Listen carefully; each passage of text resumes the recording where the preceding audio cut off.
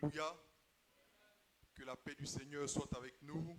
Que Dieu nous bénisse et qu'il nous accorde encore la grâce ce soir de pouvoir partager sa parole d'une manière efficace. Amen. Que Dieu dispose nos cœurs, qu'il nous donne l'intelligence pour comprendre les choses de l'esprit. Il dit que lorsque la parole est semée, lorsque la parole est prêchée, qu'on ne la comprend pas, qu'est-ce qui se passe? Elle est comparable à une semence qui est tombée sur le bord du chemin. Et qu'est-ce qui arrive à la semence? Le diable vient l'enlever si bien qu'elle ne sert à rien. Il ne faut pas que la parole qu'on partage et ce soir et au cours de toute notre conférence soit comparable à cette semence qui tombe sur le bord du chemin. Non. Nous prions que Dieu nous donne de l'intelligence pour comprendre les choses de l'esprit. Car la Bible dit que c'est... Car la Bible dit que c'est spirituellement qu'on juge des choses de l'esprit. C'est vrai, non? C'est spirituellement qu'on juge des choses de l'esprit parce que les vérités spirituelles sont dites dans un langage qui est spirituel. Amen. Donc que Dieu nous donne l'entendement qu'il faut, que Dieu nous donne l'intelligence spirituelle dont nous avons besoin pour comprendre ce qu'il veut nous faire passer comme message et que cela produise en nous les résultats qu'il faut. Amen. Que Dieu nous bénisse. Donc je vais nous donner 2 ou 3 références qui vont nous conduire dans notre partage. Malachie, le chapitre 3, du verset 1 au verset 3. Malachie, le chapitre 3, du verset 1 au verset 3. On va lire Jérémie, le chapitre 6.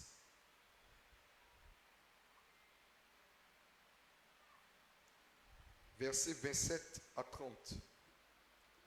Jérémie chapitre 6, versets 27 à 30.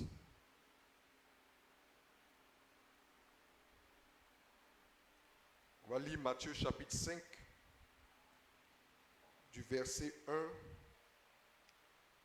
au verset 12.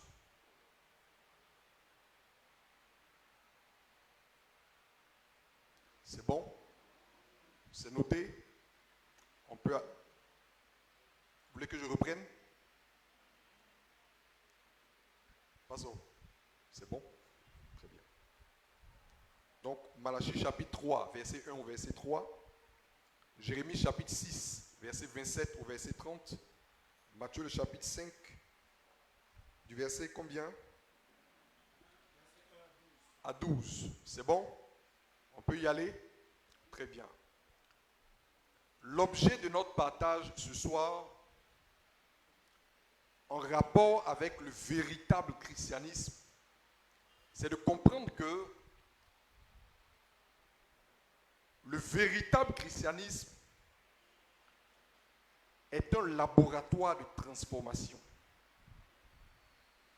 Je répète, le véritable christianisme, celui qui est engagé dans une foi chrétienne véritable et authentique, c'est quelqu'un qui est rentré dans un laboratoire de transformation dans lequel le Seigneur travaille à faire quoi? À faire quoi?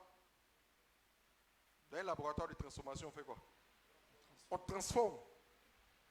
C'est bon? Donc je dis que celui qui est engagé dans la foi chrétienne véritable, c'est quelqu'un qui en réalité est rentré dans un laboratoire de transformation dans lequel naturellement le Seigneur travaille à le transformer jusqu'à ce qu'il réponde aux standards de Dieu. Parce que celui qui transforme pour obtenir un certain modèle. C'est pas ça? C'est ça, non? Tiens. Donc la première chose que je veux qu'on retienne, c'est que le véritable christianisme est un laboratoire de transformation. Il n'est pas un centre d'approvisionnement. Dans un centre d'approvisionnement, on fait quoi? On vient pour chercher à obtenir ce qu'on n'a pas ou qu'on estime qui nous manque et qui aurait apporté un peu de chaleur, un peu de succès, un peu de qualité à notre vie ou à notre existence. Qui comprend ce que je dis? véritable christianisme, là, ce n'est pas un centre d'approvisionnement. C'est-à-dire, on n'a pas été envoyé vers les nations pour aller dire aux gens, venez, oh, venez. Il y a un supermarché qui est ouvert au nom de Dieu, dans lequel tout ce qui vous a manqué jusque-là, tout ce que vous n'avez pas pu obtenir auparavant, tout ce dont vous avez été frustré là, Dieu a rendu ça désormais disponible dans le grand supermarché qu'il a ouvert. Venez vous servir. Ce n'est pas ça le vrai christianisme. Quand tu étais petit, les bons petits déjeuners que tu n'as pas eu là, ce n'est pas ça que Jésus est venu te donner. On se comprend? Les choses dont tu es frustré, ce à quoi tu rêves, ce à quoi tu aspires, les nations que tu veux visiter, tout ça là, ce n'est pas ça que Jésus est venu te donner. Le véritable christianisme, ce n'est pas un centre d'approvisionnement où on invite les gens à venir se servir. On ne vient pas se servir en Christ, on vient pour être transformé afin d'être rendu semblable à un certain modèle sans lequel on est grillé. Il faut qu'on comprenne ça. Est-ce qu'on comprend ce que je dis? Qui ne comprend pas, honnêtement? Si vous ne comprenez pas, je ne peux pas avancer. Qui ne comprend pas? Qui a compris? Donc quand on t'appelle à Jésus là, c'est pas viens prendre ce que tu n'avais pas. C'est viens pour être quoi? Transformé. Malachie chapitre 3. On va voir le visage de Jésus qu'on n'a pas voulu nous montrer dans l'église là. On va voir ça dans Malachie chapitre 3. Malachie chapitre 3 à partir du verset 1 jusqu'au verset 3. Parce qu'en général, marque une pause, le visage de Jésus que les gens connaissent, ce que les gens savent de Jésus, apôtre disait c'est quoi? C'est qu'il y a de la puissance dans le nom de Jésus. Voici ce que les gens savent de Jésus. Je répète. Ce que les gens croient qu'ils connaissent Jésus comme ça. Mais ce que en général les gens savent de Jésus dans nos églises, c'est qu'il y a de la puissance dans le nom de Jésus. Et c'est une vérité, c'est une réalité qu'il y a la puissance dans le nom de Jésus. Mais savoir qu'il y a la puissance dans le nom de Jésus et même expérimenter la puissance qu'il y a dans le nom de Jésus, ce n'est pas ça qu'est connaître Jésus. Est-ce que vous comprenez? C'est un fait qu'il y a de la puissance dans le nom de Jésus. Il y a une puissance qui accompagne ce nom. Pour ceux qui étaient là ce matin, on a expliqué que les signes, les miracles et les opérations sont des choses qui émanent de Dieu et de tous ceux qui sont porteurs de la vertu de Dieu. C'est pour ça qu'on n'a pas nécessairement eu besoin que le Fils de l'homme soit manifesté d'abord, avant qu'il ne se produise des miracles, des multiplications de pain, des guérisons de malades, des purifications de lépreux. Pendant que Jésus exerçait le ministère à Jérusalem, l'ange aussi pouvait descendre dans la piscine pour guérir quelqu'un. Est-ce que vous comprenez? Partout où la vertu de Dieu est là, il y a des choses qui se dégagent, les signes, etc. Donc la puissance qui est dans le nom de Jésus là, c'est normal, c'est vrai, mais ce n'est pas ça qui est l'identité de Jésus. Il faut connaître Jésus pour qui il est, pas pour la puissance qu'il y a dans son nom. Est-ce qu'on se comprend? Pour beaucoup, notre connaissance de Jésus là consiste dans le fait que nous savons, que nous croyons qu'il y a de la puissance dans son nom. Et donc, on s'accroche à ce nom-là pour que ça nous serve de quoi? De clé passe-partout pour obtenir les choses qu'on n'a pas pu obtenir auparavant. Voici la vie chrétienne que nous vivons, qui n'est pas la véritable. La véritable, c'est ceux qui connaissent Jésus pour ce qu'il est et qui s'engagent en lui pour recevoir véritablement ce qu'il est venu accomplir. On va voir son visage au Malachie chapitre 3. Malachie 3. Voici, j'enverrai mon messager. Voici, c'est l'Éternel qui parle, hein. C'est ainsi parle l'Éternel. C'est bon? On est dans les prophètes. On est vraiment dans un livre de prophètes. Voici, j'enverrai qui? Mon messager. Oui. Il préparera le chemin devant moi. Il préparera le chemin devant moi. Oui. Et soudain, entrera dans son temple. Oui. Le Seigneur que vous cherchez. Et soudain va entrer dans son temple le Seigneur que vous cherchez. Le Seigneur que vous attendez. Le Seigneur après lequel vous soupirez. Oui. est le messager de l'alliance que vous désirez. Le Seigneur que vous cherchez est le messager de l'alliance que vous désirez. Marque une pause. Regardez ce qu'il dit. Il dit, j'enverrai mon messager au devant de moi. Pour faire quoi? Préparer le chemin. Et soudain, va entrer dans son temple ou dans son sanctuaire, selon la version, le Seigneur que vous attendez, le messager de l'alliance. Si vous suivez bien ici, il y a combien de messagers? Il y a combien? Relisons. Voici, j'enverrai mon messager. J'enverrai mon messager, oui. Il préparera le chemin devant moi. Son rôle sera de préparer le chemin devant moi. C'est le Seigneur qui parle, oui. Et voici, et soudain, Et quand il aura préparé le chemin, soudain, qu'est-ce qui va se passer?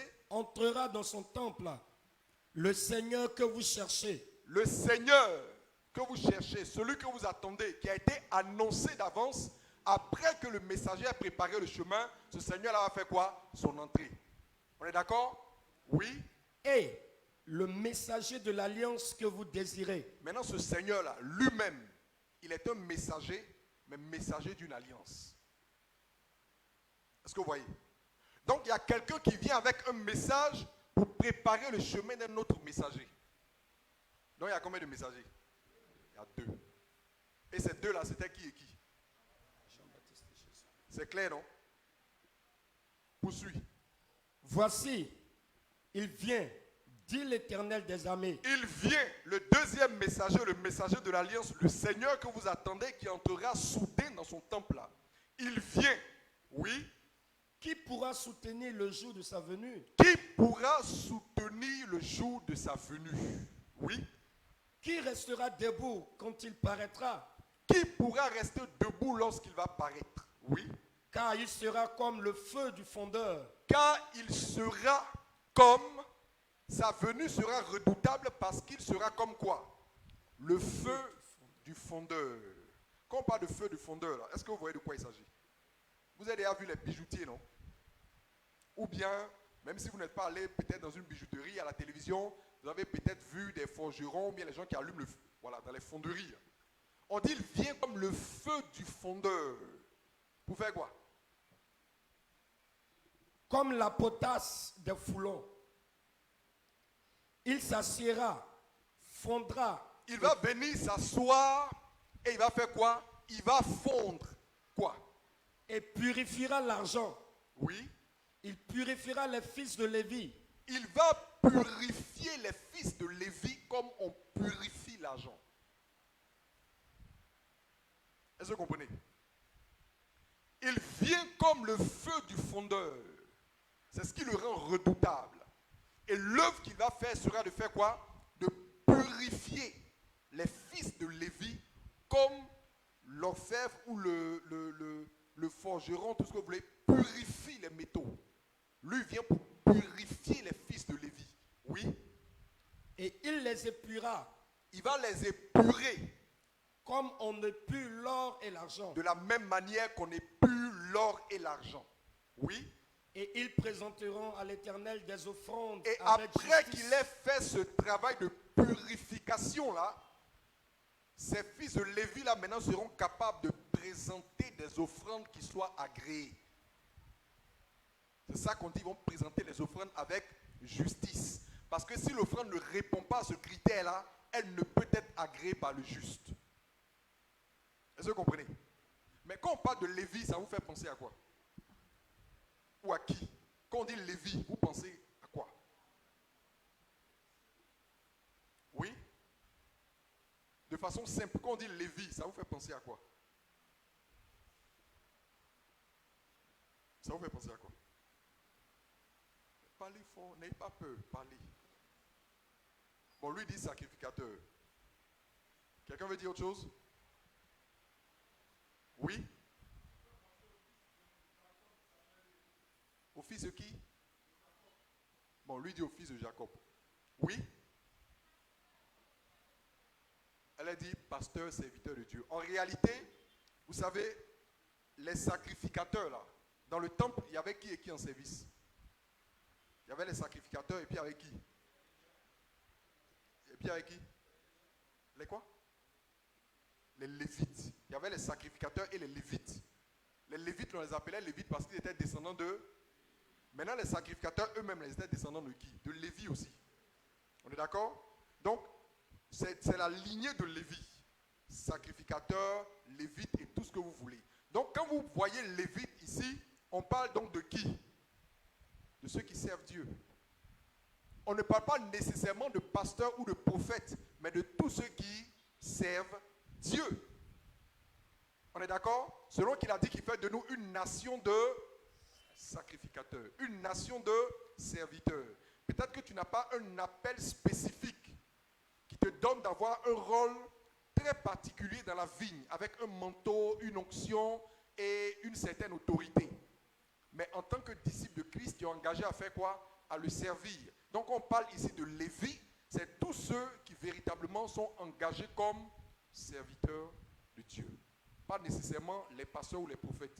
Est-ce que c'est bon? Maintenant on dit que celui qui vient, il va faire quoi? Il vient comme le feu du fondeur pour purifier les fils de Lévi, de sorte qu'ils soient à mesure d'offrir à l'Éternel un sacrifice qui soit agréé.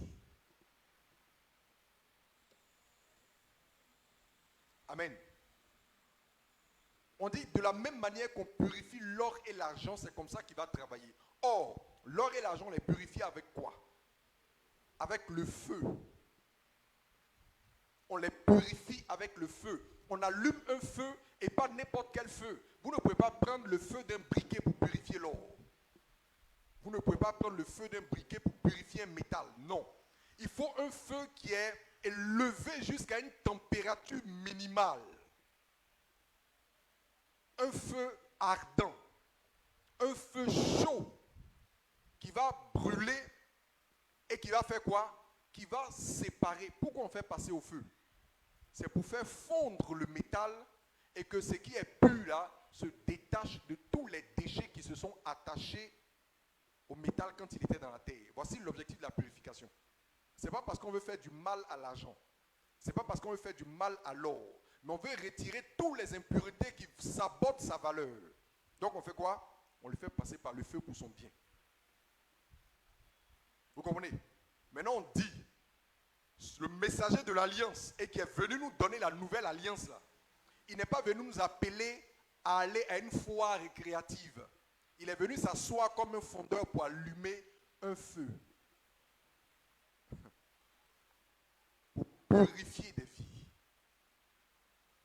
Et disposer des gens qui soient capables d'offrir à Dieu un sacrifice qui soit agréé. Est-ce que vous comprenez? On va aller lire un autre passage.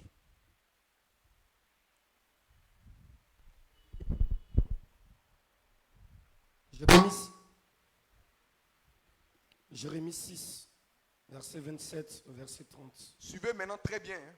Je veux qu'on lise ça dans une version français courant. Qui a une version français courant ou qui peut prendre ça peut-être sur un téléphone? Voilà, si tu peux prendre ça, il faut lire ça en français courant. Ça va nous faciliter un peu la progression. Jérémie, le chapitre 6. Est-ce que quelqu'un a un français courant? Si quelqu'un a déjà trouvé, il peut aider rapidement. Ou bien tu peux trouver.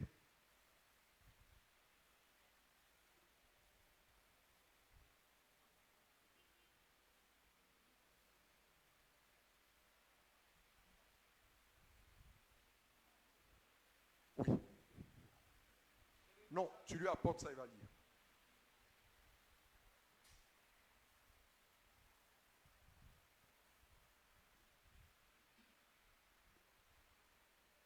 Jérémie 6, le verset 27. Jérémie, je fais de toi un essayeur de métaux. C'est français courant? Oui. Ah bon, hein? Ok, faut lire. Je fais de toi un essayeur de métaux pour éprouver mon peuple. Tu auras à reconnaître et à apprécier sa conduite. Regardez, on a dit que quelqu'un vient pour purifier, non? Maintenant, on parle maintenant de quelqu'un qu'on établit maintenant pour tester le travail de purification. Il dit, Jérémie, je fais de toi quoi? Vas-y. Un essayeur de métaux. Un essayeur de métaux. Dans la version que j'ai ici, je crois que c'est le français courant, je t'ai placé comme celui qui teste les métaux au milieu de mon peuple. Vous comprenez qu'on n'est pas en train de parler ici de fer et de bronze. C'est un langage prophétique. Est-ce qu'on comprend? On a dit qu'on purifiera les vies comme on purifie l'or et l'argent. Donc quand il dit à Jérémie, je t'ai placé au milieu du peuple comme celui qui teste les métaux, on n'est pas en train de parler vraiment de bronze et de plomb, etc. On parle de la vie des âmes là. On va les tester. Vous comprenez? Poursuis. Il dit pour que tu examines, que tu éprouves leur conduite. Vas-y, poursuis. Ce sont tous des rebelles endurcis. Ce sont des rebelles. Les gens de mon peuple là, ce sont des rebelles endurcis. Donc Dieu connaît notre adresse. Est-ce que vous voyez? Il dit les gens de mon peuple là, ce sont des rebelles endurcis. Oui. Des calomniateurs. Ce sont des calomniateurs. Ils aiment être là, bavarder, à se plaindre des autres. Dieu sait. Oui. Durs comme le bronze ou le fer. Ils sont durs de cœur, comme si c'était du bronze ou du fer. Oui. Ce sont tous des malfaiteurs. Ce sont tous des malfaiteurs. Vous voyez, en fait, quand vous lisez malfaiteur, là, dans notre langage, malfaiteur, généralement, on entend voleur. Mais quand on parle de malfaiteur, ce n'est pas nécessairement le voleur, c'est celui qui fait mal. Malfaiteur, celui qui fait mal, celui qui agit mal. Et au nombre des mauvaises actions, là, il y a volé, mais ce n'est pas volé seulement.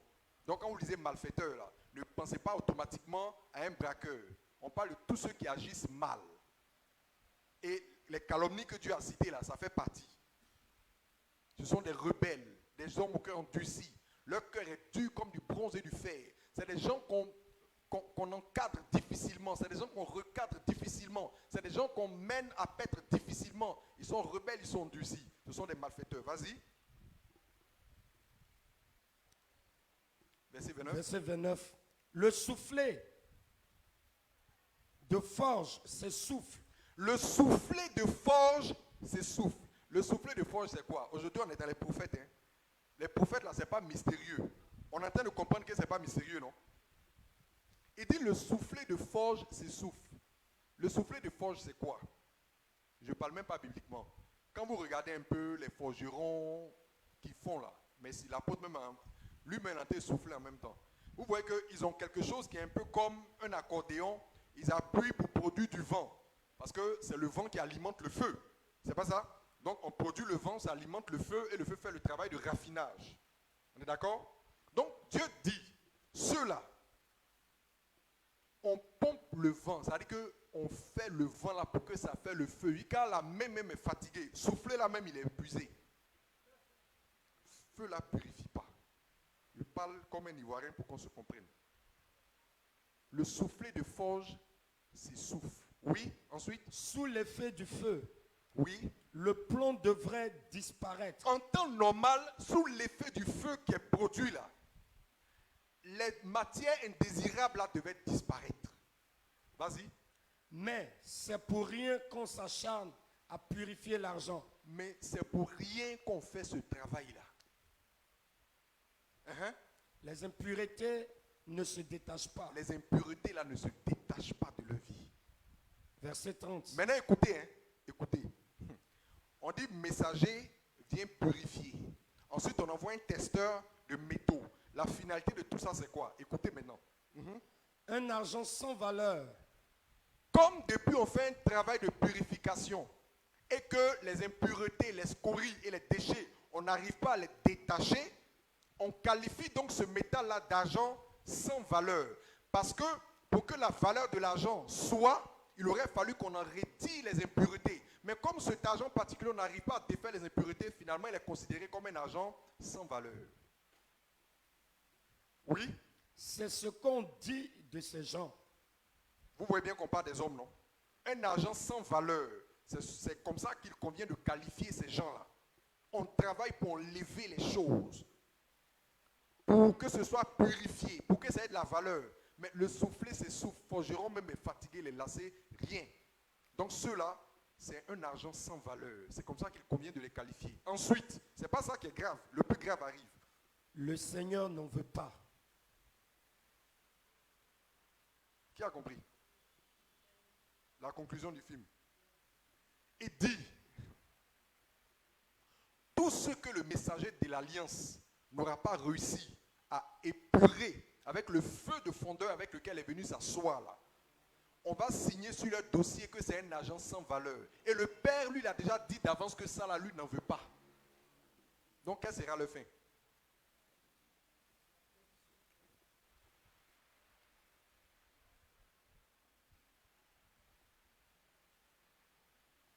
Qui comprend? Et au lieu de faire ce travail-là, on fait quoi? Autre chose.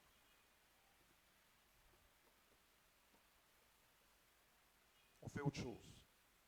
Or, voilà ce qu'il est venu faire. S'asseoir avec un feu pour purifier.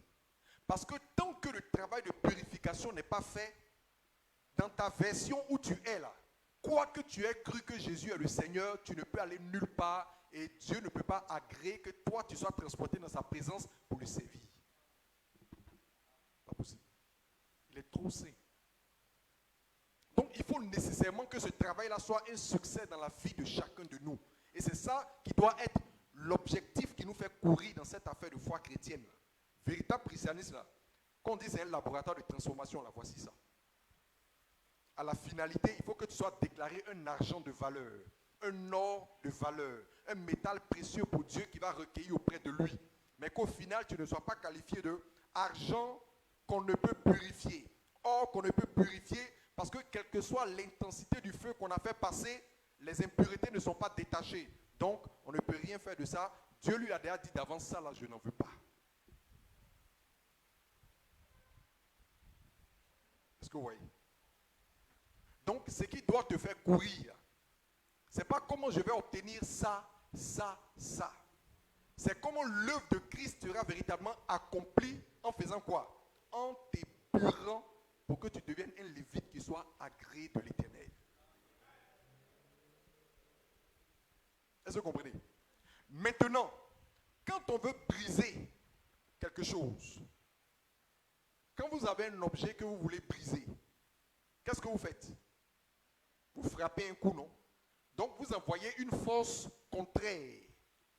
Tu ne peux pas briser quelque chose en allant dans le même sens que la chose. Il faut quelque chose qui s'oppose. On est d'accord? Quand la Bible dit que c'est dans l'adversité que Dieu forge ses oins là, c'est de ça qu'il s'agit. Pour te purifier là, il y a des situations, il y a des circonstances, il y a des épreuves, il y a des saisons par lesquelles Dieu te fait passer. Pas parce qu'il ne t'aime pas, mais parce qu'il poursuit un objectif qui est quoi? Te purifier. Mais comme on t'a prêché que toutes les situations qui se manifestent sont l'œuvre du diable, que toutes les situations qui se manifestent sont contre toi, qu'est-ce que toi tu fais? Tu es toujours en train de courir les prophètes pour chercher des solutions pour renverser ça. C'est pourquoi tu ne peux pas être purifié. Qui comprend ce qu'on est en train de dire? Le feu qu'il allume là, de façon pratique, c'est comment? C'est feu de gaz butane.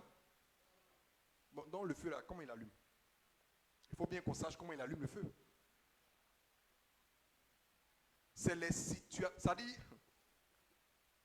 quand il te prend là, il te fait passer par un chemin qu'on appelle comment? Le chemin étroit. Celui qui te fait passer par le chemin étroit ne te fait pas passer là-bas parce qu'il prend plaisir à te voir souffrir. Il te fait passer là-bas parce que c'est un chemin qui redresse les pieds boiteux. C'est un chemin qui redresse, c'est un chemin qui corrige, c'est un chemin qui taille et qui émonde. C'est un chemin qui épure par les difficultés qu'on y rencontre sous la charge de la croix.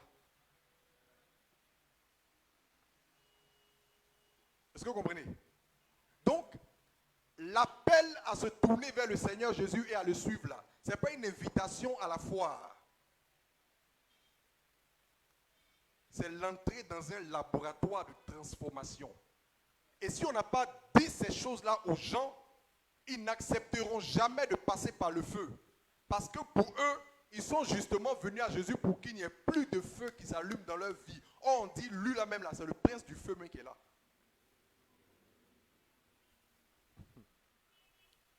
Est-ce qu'on se comprend? Matthieu chapitre 5. Je vous ai dit que celui qui purifie là, il a un objectif à atteindre, non? Jésus va nous montrer maintenant quel est l'objectif qu'il veut atteindre avec ce travail de purification dans nos vies. Autrement dit, quand lui, son œuvre de purification a réussi là, à quoi on doit ressembler? Ce qu'on appelle l'or de qualité pure là. Jésus va nous donner maintenant la présentation de ça. Comment une vie qui a été purifiée doit être, ce à quoi elle doit ressembler, pour que chacun de nous voit le chemin encore qui lui reste à parcourir dans le feu et le temps qu'il a pour accepter enfin que le feu fasse son travail. Matthieu chapitre 5. Matthieu chapitre 5, à partir du verset 1 jusqu'au verset 12. Ce qu'on va lire ici, c'est ce qu'on appelle les béatitudes. Qui connaît? Qui a déjà entendu parler de béatitudes? Dans les béatitudes, là, ça commence toujours par quoi? Heureux, heureux, heureux. Et ça donne l'impression que Jésus est en train de faire de la poésie. Heureux ceci, car cela. Il n'est pas en train de faire de la poésie. Il est en train de nous montrer, quand le travail de purification est fait, à quoi on doit ressembler. C'est ça qu'il nous montre dans les béatitudes. Lisons. Voyant la foule, Jésus monta sur la montagne. Et, oui, après qu'il se fut assis, ses disciples s'approchèrent de lui. Puis, ayant ouvert la bouche, il les enseigna. Ayant ouvert la bouche, il leur enseigna. Oui. Et dit, heureux les pauvres en esprit, car le royaume des cieux est à eux. Heureux les pauvres en esprit. Et nous savons que cette pauvreté en esprit-là renvoie à l'humilité de cœur. C'est bon? Ce soir, on n'est pas là pour une étude des béatitudes. Donc, on ne va pas rentrer dans le détail de chaque béatitude. Non. On veut comprendre un principe. Il dit, heureux les pauvres en esprit. Car quoi? Car le royaume des cieux est à eux. Car le royaume des cieux est à... Tu n'as pas besoin qu'on vienne écrire encore malheur à ceux qui ne remplissent pas ce critère-là, parce qu'ils seront disqualifiés. Est-ce que tu as besoin qu'on l'écrive? Quand on dit vous tous qui avez 15 de moyenne et plus, réjouissez-vous parce que vous allez en classe supérieure. Ça veut dire que vous tous qui n'avez pas, votre sort c'est quoi?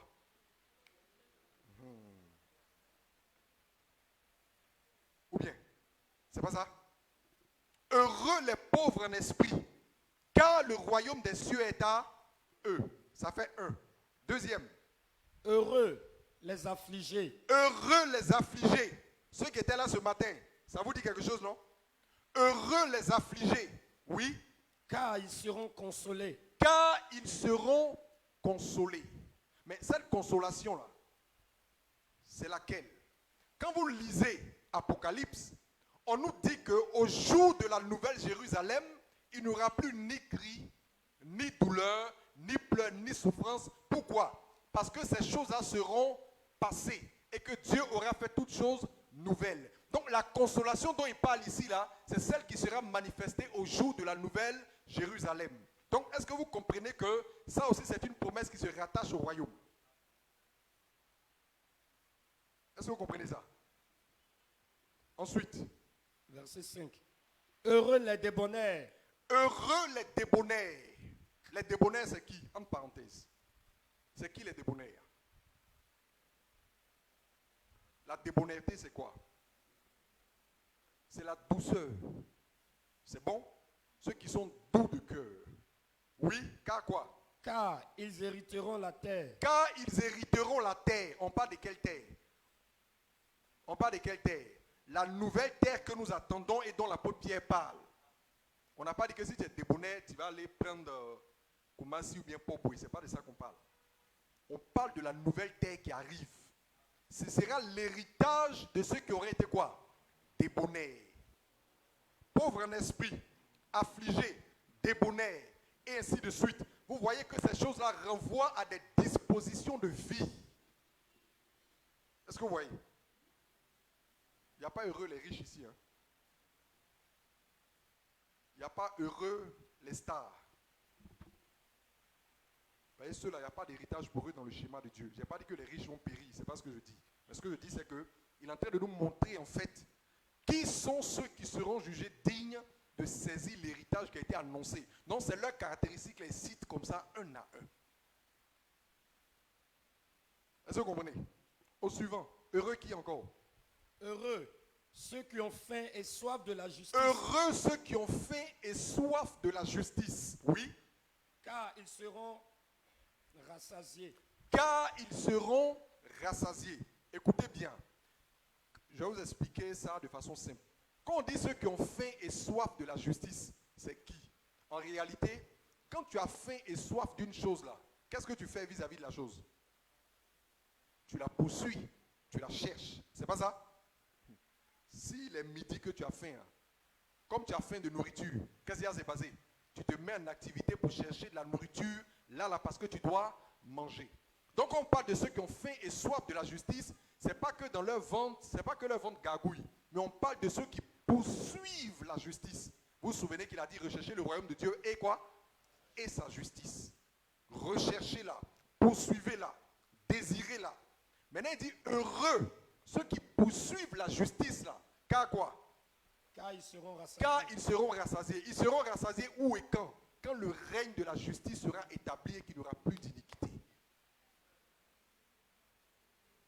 Parce que le royaume qui vient est un royaume de justice. Et le prince qui va gouverner ce royaume est celui qu'on appelle le prince de justice. Et tous ceux qui auront cherché la justice, poursuivi la justice, qui s'étaient attristés du fait que l'iniquité avait environné toute la cité, en ce jour-là, ils seront rassasiés. Oui. Heureux les miséricordieux. Heureux les miséricordieux. Car ils obtiendront miséricorde. Car ils obtiendront miséricorde. Les miséricordieux, c'est qui? C'est ceux qui font miséricorde. Et le Seigneur dit que ceux qui font miséricorde là, ils obtiendront aussi quoi? Miséricorde. De quelle miséricorde il parle? Il dit que le jugement sera sans miséricorde pour celui qui n'a pas eu miséricorde. Donc, il y a une grande miséricorde. Il y a la miséricorde dont nous bénéficions aujourd'hui par rapport à certaines choses. Et il y a une grande miséricorde dont on a besoin devant. Parce que quelle que soit ton application à te sanctifier à des choses que Dieu a à te reprocher. Qui peut comprendre ce qu'on dit là? Je dis, quelle que soit ton application à te sanctifier là, on dit les anges même, ils leur reprochent. Ce n'est pas nous qui mangeons du riz et sauce graine. Est-ce qu'on se comprend? Ou bien, vous n'avez pas vu ça? On dit même chez ces anges, ils trouvent des reproches à faire. À combien plus forte raison nous? On n'a pas dit qu'on aille vivre dans le désordre, non. Mais on est en train de dire que nous sommes en train de tendre vers la perfection. Donc si Dieu veut véritablement prendre sa loupe, d'ailleurs il n'a pas besoin de loupe. Si Dieu veut te regarder selon lui, ses critères, c'est pas ce qu'il a dit à Job. Vous voyez, quand Job parle de sa justice, là, vous voyez Job, non? Je n'ai pas fait ça, je n'ai pas fait ci, je n'ai pas fait ça. Arrivé un moment, Dieu dit, petit, c'est pas parce que je dis rien que tu vas croire que tu es parfait. Est-ce que tu me connais? Je traduis ça comme ça. Hein? Est-ce que tu me connais même? C'est vrai, tu n'attendais pas tes regards sur les femmes des gens, tu donnais la nourriture. C'est bon, c'est ce que j'ai commandé de faire. Mais il ne faut pas t'appuyer sur ça pour dire que toi tu es irréprochable et que Dieu a tort dans ton affaire. Petit, Dieu ne peut jamais avoir tort dans une affaire. Et si moi je veux te regarder ma loupe, je peux te frapper un PV tout de suite. Donc reste tranquille. C'est comme ça que Job s'est calmé et puis que Dieu a réglé son affaire. Vous comprenez? Donc on dit heureux les miséricordieux, ils obtiendront miséricorde là. Si tu es intelligent là, sois miséricordieux. Pour que en ce jour-là, s'il se trouve quelques petits éléments que Dieu aurait à te reprocher, qu'on te fasse miséricorde. Dieu n'est pas pressé. Regardez la parabole. Je vais vous expliquer les deux miséricordes dans la parabole où on parle de celui qui devait de l'argent au roi. Écoutez très bien. Hein. On dit qu'il y avait un serviteur qui devait de l'argent au roi, c'est pas ça? Il est allé vers le roi, il allait plaider pour dire, pardon, je n'ai pas les moyens de faire quoi? De rembourser. Qu'est-ce que le roi a fait? Il lui a remis, écoutez bien, le roi lui a remis sa dette. Première miséricorde, dont bénéficie à la base. Ensuite, le roi maintenant observe sa conduite. Lui maintenant, il va vers quelqu'un d'autre et il refuse de faire miséricorde à celui-là. Qu'est-ce qui se passe? On dit le roi le convoque pour faire quoi? Pour exiger de lui un certain nombre de choses et pour le juger. Vous voyez les deux miséricordes? Il y a la première miséricorde de base qu'on t'a accordée, mais il y a une autre dont tu as besoin devant. Et celle-là, pour l'appliquer, ce n'est pas au nom de Jésus, 3 jours de jeûne et prière. Il faut faire miséricorde aux gens. Vous comprenez? Ce qu'on est en train de dire là, c'est ce qu'on appelle les paroles de la vie éternelle. Si tu prends ça pour jouer, un jour, on va te rappeler ça devant. Fasse Dieu qu'aucun de ceux qui sont assis ici ce soir-là ne perde son âme.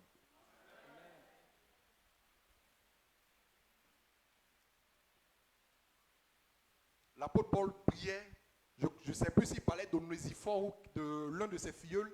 Il disait que l'Éternel, enfin, Onésiphore s'était bien conduit et disait vraiment que Dieu bénisse sa maison et que l'Éternel lui fasse miséricorde en ce jour-là. De quel jour il parle? Du jour du Seigneur. Où là-bas encore on a besoin de miséricorde. Malheur à celui qui n'aura pas été miséricordieux sur le parcours. Il sera jugé sévèrement et promptement disqualifié. Au suivant. Verset 8. Heureux ceux qui ont le cœur pur. Heureux ceux qui ont le cœur pur. Car ils verront Dieu. Car ils verront Dieu. Ils verront Dieu quand et où? Au jour de sa manifestation. Est-ce que vous comprenez? Au jour de sa manifestation. On dit quand il viendra, alors nous le verrons tel qu'il est. C'est ce que l'apôtre Jean dit dans les épîtres. Il dit quand on va se préparer pour attendre le Seigneur, pour ceux qui se sont véritablement préparés, au jour où le Seigneur va se manifester, alors nous le verrons tel qu'il est. Et parce que nous le verrons tel qu'il est, nous serons transformés en la même image. Est-ce que vous comprenez? Donc là, quand on dit heureux, les hommes au cœur pur, car ils verront Dieu, il réfère encore en ce jour du Seigneur là, où voyant Dieu, voyant la révélation de Dieu, nous serons transformés dans la même image. Les autres ne pourront pas le voir. Est-ce que vous voyez? Mais ça, c'est réservé à qui? À ceux qui ont le cœur pur. Donc, il est en train de citer un certain nombre de choses et il ne parle pas au hasard. Heureux qui encore? Heureux ceux qui procurent la paix. Heureux ceux qui procurent la paix. Ceux qui s'appliquent à vivre paisiblement. Dans leur rapport avec autrui, le voisinage, tout ça. Ceux qui s'inscrivent dans la logique de la paix, oui. Car ils seront appelés fils de Dieu. Car ils seront appelés fils de Dieu. Ce matin, on avait ouvert une petite parenthèse pour dire que l'apôtre Jean dit « Jusqu'à présent, nous sommes enfants de Dieu. Mais ce que nous serons n'a pas encore été manifesté. » C'est pas ça? C'est-à-dire que nous qui avons cru et qui marchons aujourd'hui avec l'Église, nous sommes dans une certaine nature. Mais il y a une autre plus excellente qui nous est réservée en fin de course. Et c'est celle-là qui a le plein statut de fils de Dieu parce qu'on a revêtu même un corps qui ressemble à Dieu. Pour l'instant, on ressemble à Dieu de par l'intérieur seulement. Est-ce que vous comprenez? Mais pour tous ceux qui vont véritablement revêtir le corps glorieux, là, ils ne vont plus seulement ressembler à Dieu de par leur homme intérieur, mais ce sera leur version complète. C'est ceux-là qu'on appelle fils de Dieu, étant fils de la résurrection, selon ce que Jésus disait en Luc chapitre 20. Je vais trop vite. C'est bon? Maintenant, il lui dit, heureux ceux qui procurent la paix, car c'est ceux-là qui seront appelés fils de Dieu. Oui? Verset 10. Heureux ceux qui sont persécutés pour la justice. Heureux ceux qui sont persécutés pour la justice. Oui? Car le royaume des cieux est à eux. Car le royaume des cieux est à eux. Oui? Heureux serez-vous. Heureux serez-vous Lorsqu'on vous outragera. Lorsqu'on va vous outrager. Qu'on vous persécutera. Qu'on va vous persécuter. Et qu'on dira forcément de vous toutes sortes de mal. Et que les gens vont inventer toutes sortes d'histoires pour vous salir à cause de l'évangile et à cause de votre engagement à annoncer les oracles de la vérité. Oui? À cause de moi. Oui? Réjouissez-vous. Si vous êtes dans cette posture, réjouissez-vous et soyez dans l'allégresse, et soyez dans l'allégresse parce que votre récompense sera grande dans les cieux. parce que votre récompense sera grande où? Dans le ciel. Mais quand tu endures les calomnies, le rejet, le mépris, les malédictions, est-ce que c'est joyeux? C'est quelque chose qui produit la joie, ça? Mais le Seigneur dit, quand ces choses seront manifestées, au lieu de vous ébranler, au lieu de verser des larmes, réjouissez-vous. Parce que ça vous met dans une posture pour saisir l'héritage d'une manière excellente. Donc, regardez tout ce qu'il a cité. Il a parlé des pauvres en esprit. Il a parlé des affligés. Il a parlé des hommes au cœur pur, de ceux qui procurent la paix, de ceux qui sont débonnaires. Tout ça là. Et il dit que pour ceux-là, l'héritage, c'est quoi? En un mot, c'est tout ce que Dieu a préparé pour nous dans le siècle à venir. Vous comprenez? Ils hériteront la terre, ils seront appelés fils de Dieu. Et comme on appelle ça, le royaume est à eux. Tout ça là, on peut mettre ça dans un grand sac, sous un grand titre. C'est les choses que Dieu a préparées pour nous et qui regardent le monde à venir, le royaume. Maintenant, Jésus dit, ceux qui vont décrocher ça là, c'est ceux véritablement chez qui mon feu a brûlé, a transformé et qui ont revêtu maintenant tous les caractères qu'il cite précédemment là. C'est eux là. Qui comprend? Qui comprend ce qu'on est en train de dire? C'est-à-dire que quand le feu de Jésus brûle là, ça brûle dans l'objectif de faire de toi quelqu'un de pauvre en esprit. Quand ça te brûle, ça brûle dans l'objectif de faire de toi quelqu'un qui cultive la paix. Quand ça brûle dans l'objectif de faire de toi un débonnaire. Quand ça brûle dans l'objectif de faire de toi quelqu'un qui est patient dans l'épreuve et qui supporte la persécution. Quand ça brûle dans l'objectif de faire de toi quelqu'un qui a le cœur pur. Et aussi longtemps que ces choses ne sont pas constatées en toi, le feu est allumé et le forgeron fait son travail pour faire un travail d'épuration. Mais si tu résistes et que chaque fois que le feu doit produire son travail, tu trouves une situation pour t'échapper, est-ce que le résultat sera atteint? Si ce n'est pas atteint, tu ne peux pas saisir l'héritage. Dieu dit, modèle d'argent comme ça, là, je n'en veux pas. Est-ce que vous voyez? Donc le fondeur qui est venu, le messager de la nouvelle alliance là, le feu que lui allume là, a pour objectif de nous donner tous les caractères que vous avez vus qu'on cite. Vous comprenez? Il faut que tu sois humble. Ça veut dire qu'il faut que le feu ait quoi? Détacher l'orgueil. Il dit, je ne supporte pas l'orgueil de Jacob. On va lire un passage, vous allez voir.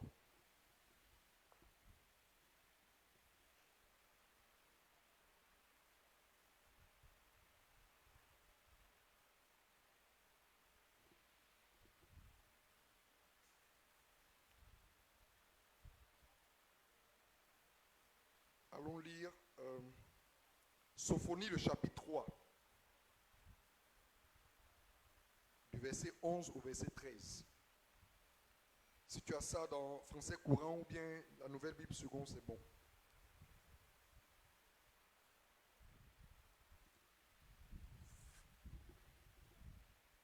Français courant bien dans la nouvelle Bible seconde, c'est bon.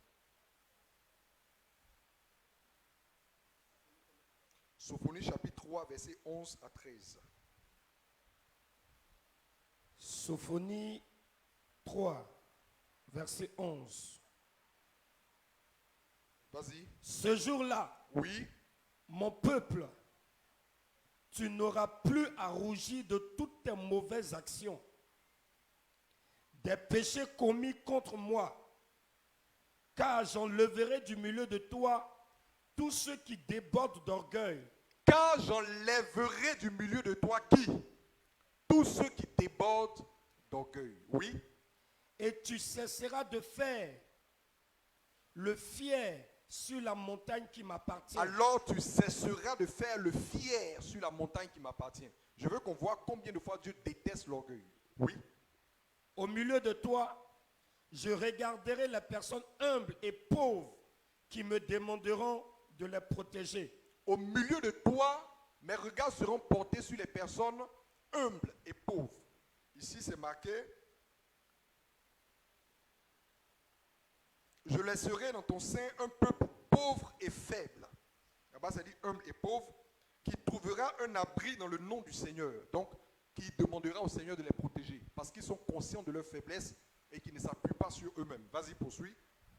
Les survivants du peuple d'Israël ne connaîtront plus d'injustice et ne diront plus de mensonges. Ils n'utiliseront plus leur langue pour tromper. Ils mangeront et ils dormiront sans que personne les inquiète. Les survivants dont il parle, c'est qui? C'est le faible reste qui est demeuré. Or, il nous donne les critères de ce reste-là. Il dit c'est un peuple qui est comment? Pauvre et faible. Vous comprenez? Heureux les pauvres en esprit. Vous voyez comment Dieu dit qu'il va retirer du milieu de son peuple les orgueilleux. Donc le feu qui est allumé par la parole de Christ là, vise à faire quoi? À ôter l'orgueil de ton cœur. Si tu résistes, tu seras dans la posture de ce que Dieu ne veut pas au milieu de son peuple. Au moment du rassemblement, tu seras écarté.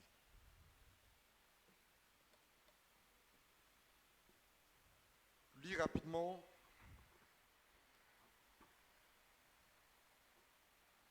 On va lire un autre passage.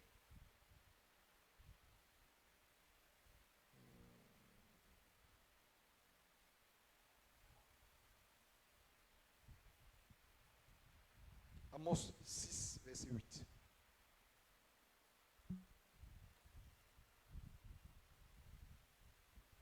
Amos 6, verset 8. Amos 6, verset 8. Oui. 8 secondes.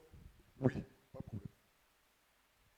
Le Seigneur, l'Éternel, l'a juré par lui-même. Le Seigneur, l'Éternel, l'a juré par lui-même. C'est-à-dire, quand on dit que Dieu jure, là, vous voyez un peu le niveau de sérieux, non? C'est pas ça? Le Seigneur, l'Éternel, l'a juré par lui-même. Oui. L'Éternel, le Dieu des armées, a dit: j'ai en horreur l'orgueil de Jacob. Voilà, on va s'arrêter là. Il dit qu'il a en horreur l'orgueil au milieu de son peuple. Et c'est pour ça que le feu vient pour lever. Mais quand on te donne des prédications qui, au lieu de te briser, au lieu de t'enseigner la culture du brisement et de l'humilité, vont venir encenser l'orgueil dans ta vie, non seulement ne te prépare pas pour le royaume, mais on t'engraisse même pour l'enfer. Est-ce que vous comprenez? Une prédication qui, au lieu de venir produire en toi la culture de l'humilité et du brisement, va venir encenser ton orgueil. Oui, tu es la fille du roi des rois, tu es un prince.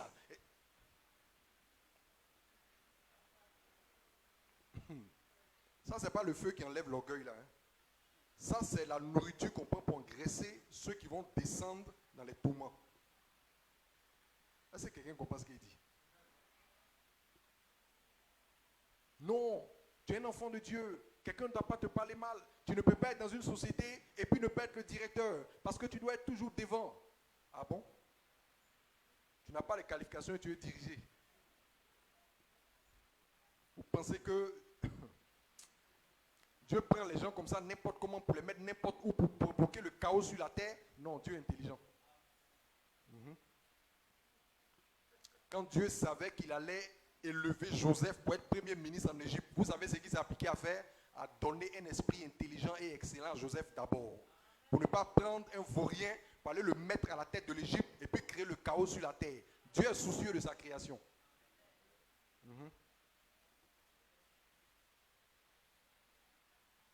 Joseph vient, il interprète le songe du pharaon. Ça, c'est le don spirituel qui parle. Mais est-ce que quand Joseph a fini d'interpréter le songe net, on dit prends un fauteuil? Il a dû maintenant expliquer un schéma pour gérer la crise. Et Pharaon dit, mais non seulement tu révèles la crise, mais tu es suffisamment intelligent avec l'Esprit de Dieu qui est en toi pour présenter un schéma économique pour gérer.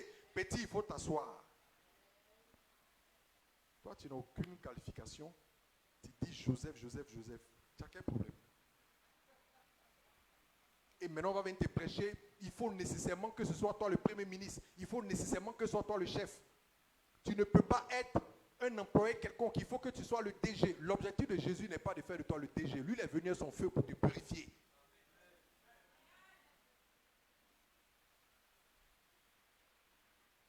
Donc, Voilà des prédications qui encensent l'orgueil chez les chrétiens.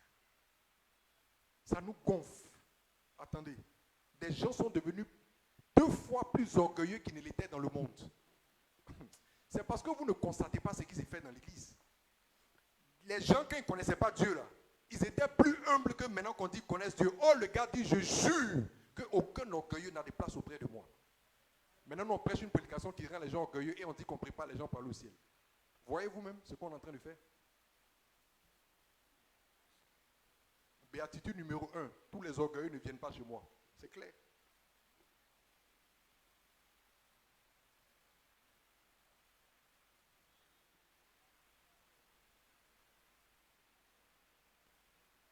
Vous savez, quand vous allez au restaurant, vous avez le choix du menu. C'est pas ça? C'est ça, non? Qui est allé au restaurant et puis on a pris une cuillère pour prendre un repas qu'il ne voulait pas pour mettre dans sa bouche? Qui a déjà vécu ça? Quand tu arrives, tu as le choix du menu. Qu'est-ce que je suis en train de dire? Il y a beaucoup de paroles qui sont prêchées partout dans le monde. Tu as la responsabilité de savoir avec quoi tu te nourris pour que l'objectif de Dieu soit atteint dans ta vie. Si tu choisis ce qui va te distraire et t'éloigner des voies du Seigneur, tu répondras de ça. On dit, si un aveugle conduit un aveugle, qu'est-ce qui va se passer? Qui tombe dans le trou? On n'a pas dit que celui qui est devant tombe dans le trou, mais au deuxième, on va lui trouver des circonstances atténuantes et puis on va dire, bon, comme tu pensais que l'autre voyait et que c'est lui qui t'a conduit en erreur, donc toi tu ne tombes pas. C'est ça qui est écrit, non? Non, c'est ça qui est écrit, sinon on n'allait pas faire ce qu'on fait là. En tout cas, moi, c'est que sûr, moi je suis, c'est l'homme de Dieu qui est responsable. S'il nous a mis en erreur, c'est lui qui a... va lire ta Bible. On dit, si un aveugle sur un aveugle, les deux vont tomber dans le trou. Maintenant, quand ils vont tomber dans le trou là, celui qui était devant là, lui, on va le frapper plus durement, mais vous deux, vous êtes dans le trou. Bon, étang de feu, où tu brûles à 18 degrés, et puis quelqu'un brûle à 20 degrés là, tout ça, c'est pas le feu. Bon, la différence de 2 degrés là, même va t'apporter quoi? Tu es en train de gémir, les vers ne meurent point, la souffrance est éternelle. Donc, le fait que tu souffres un peu moins que l'autre là, ça t'apporte quoi? Sauve ton âme maintenant.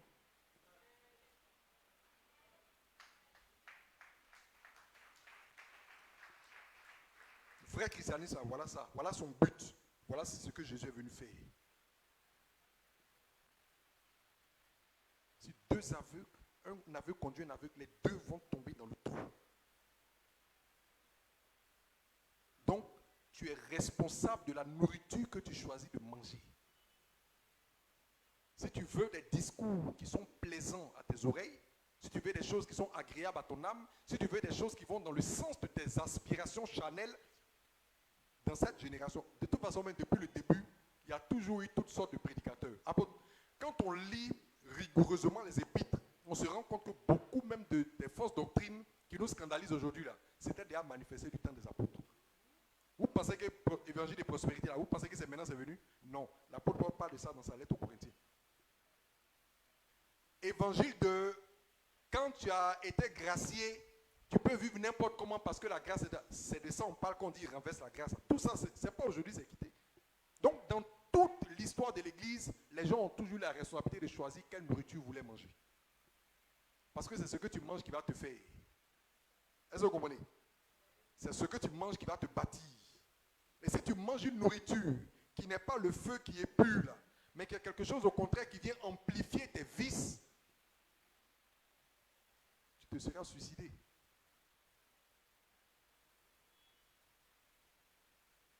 Amen. On peut parler comme ça jusqu'à 22h, mais on va s'arrêter. Hein? Voilà, demain là. Que Dieu vous bénisse.